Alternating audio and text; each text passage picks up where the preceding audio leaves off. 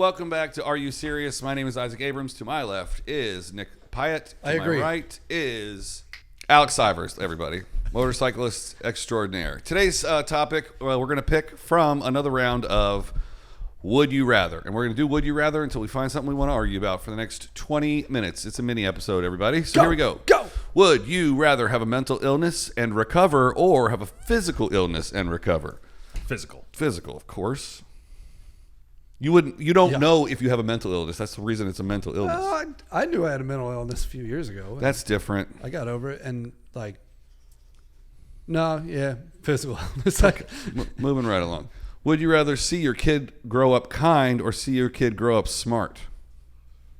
Kind. I feel like having a kid that's just an absolute prick, it doesn't matter how successful they are, you as a parent will look at them and just always say, God, what the fuck? Yeah. But if they're smart, they can figure out how to be kind.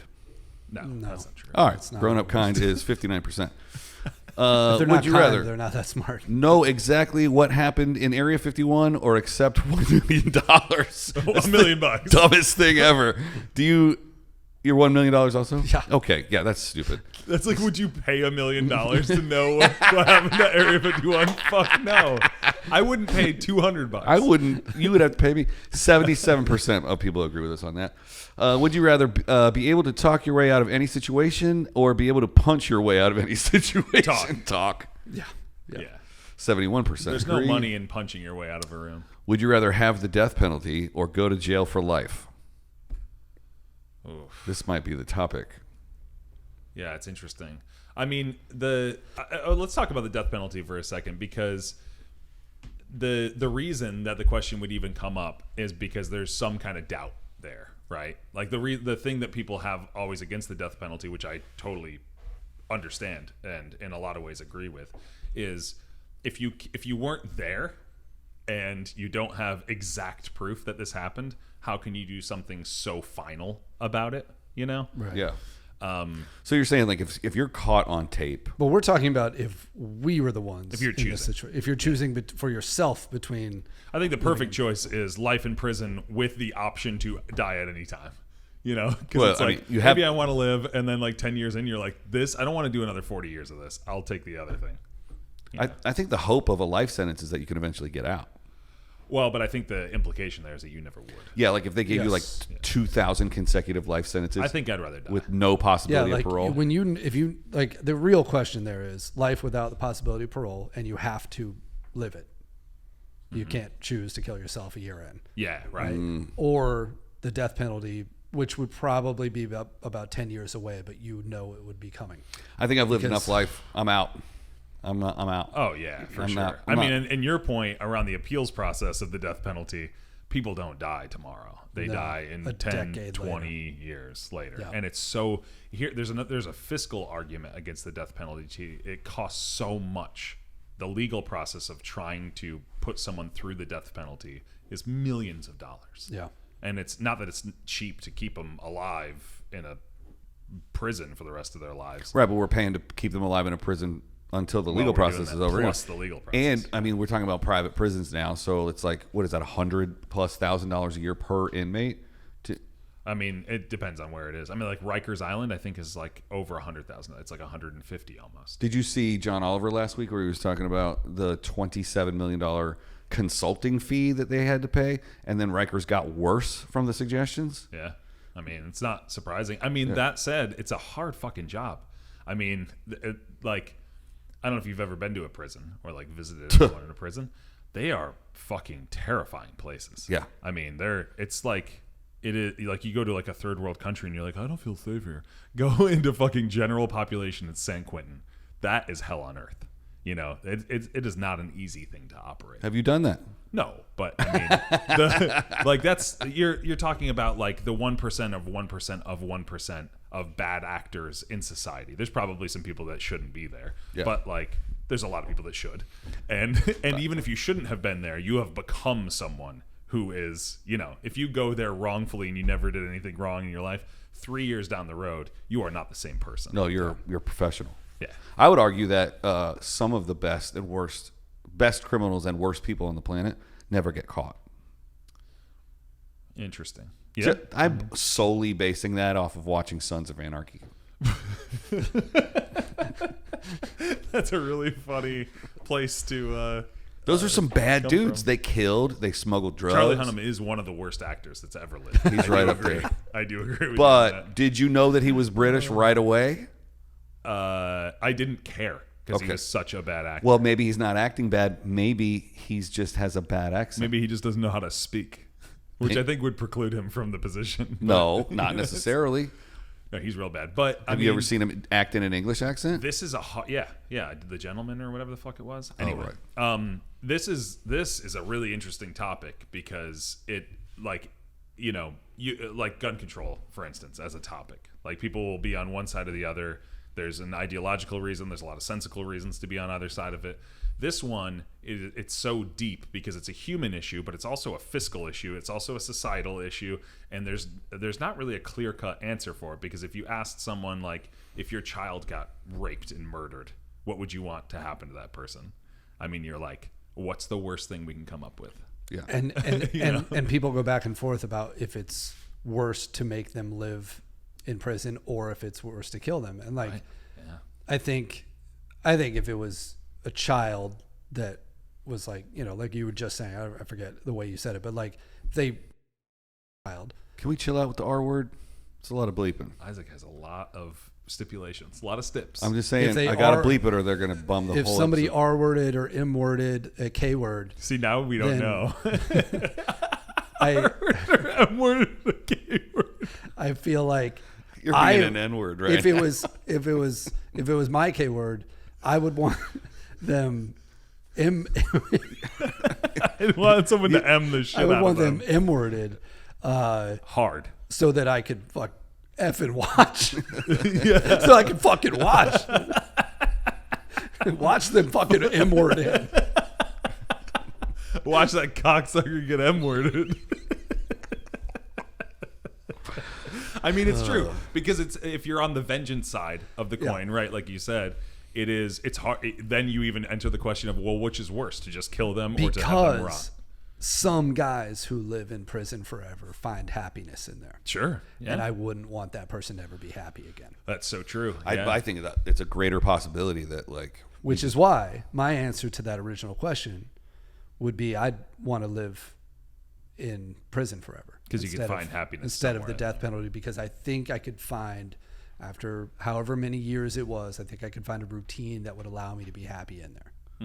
I don't. The thought of being caged again would drive me insane. I mean, but what if you had a again? That's funny. No, it felt like pandemic felt like prison. I mean, it was the Yeah. nicest prison possible. I had television, I had internet. You're really comparing being locked up in your apartment in Playa del Rey to being in San Quentin. That's No, I'm interesting. saying that it was. I thought he was going to be like, no, I was in North Hollywood. No, First it of was all, worse than that. Yes, I was in North what I'm Hollywood. saying is It I was had terrible. all of the comforts of an apartment. Like I had a It was great. terrible, and I get what you're saying, but there's a big difference there.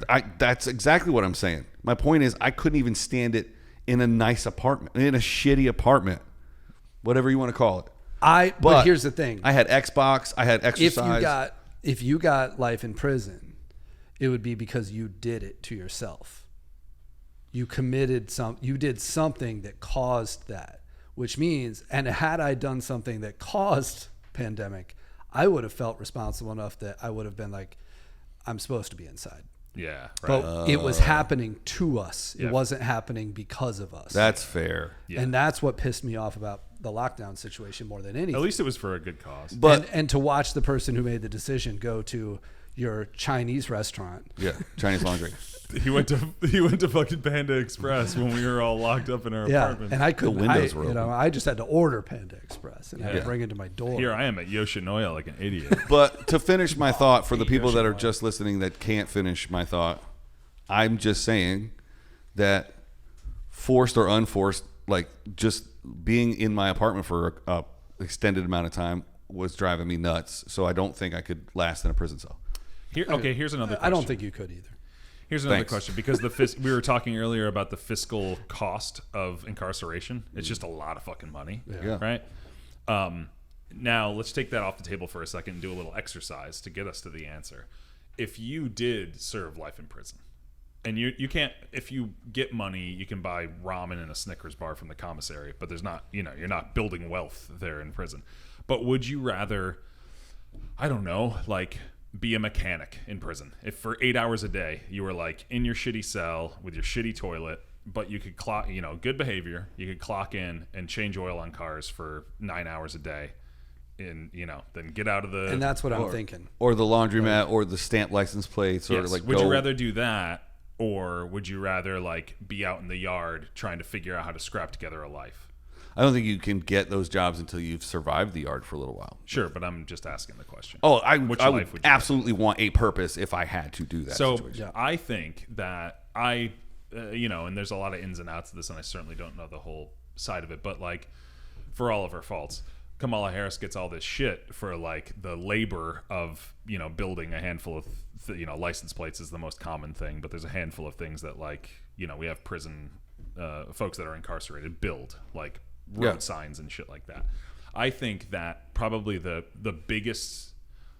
thing that will impact you most as a human being is removing your utility. Yes. And if you feel both are in a cage and you have no utility or usefulness, that's the thing that will really crush your soul. Yeah. Because had I been going to work that entire time during lockdown, I think it would have been different too. Mm-hmm. Yeah. They also took away our jobs when they locked us up. Yeah. And a job isn't just a livelihood, it's a purpose. Like people, even if you look at like tribal societies that don't have money and don't have a way to build wealth, it is just having a position in society. That's like what your coming of age is about.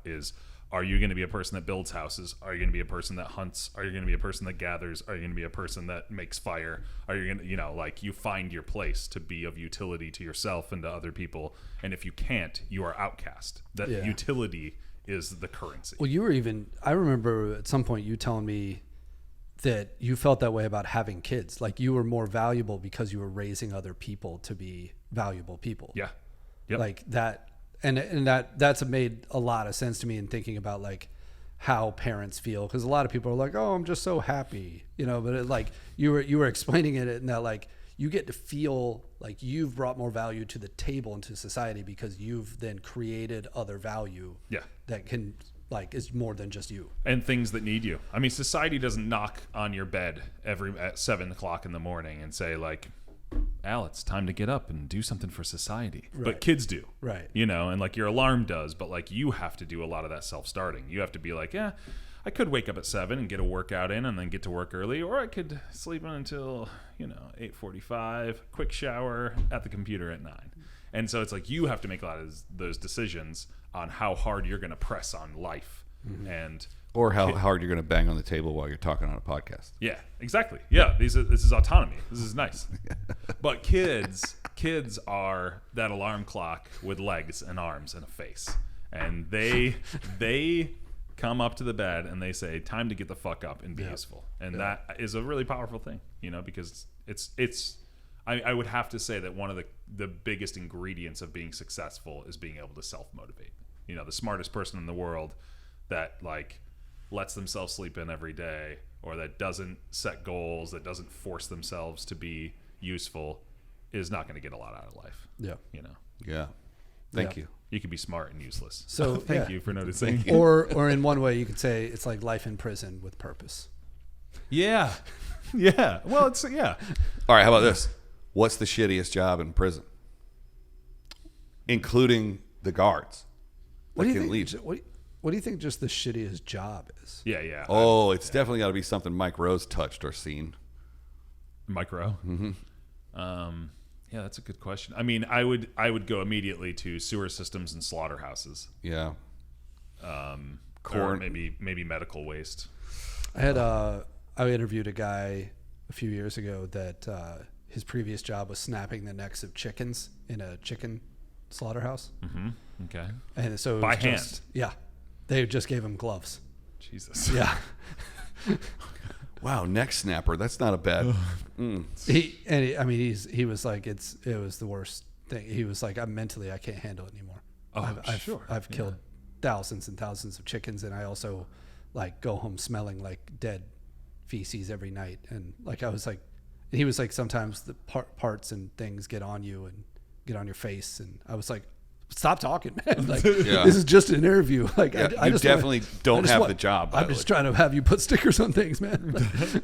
Jesus, that's insane. Yeah. I mean, that's a rough job. Emotionally, a hard job. I mean, I have to think that like working in an ER or like working in a NICU, like you know, watching something like that happen, whether you're, like that's any emotionally I honestly probably would rather scrape the shit out of people's asses than watch babies die every day. Yeah, I think for sure. That's a tough one.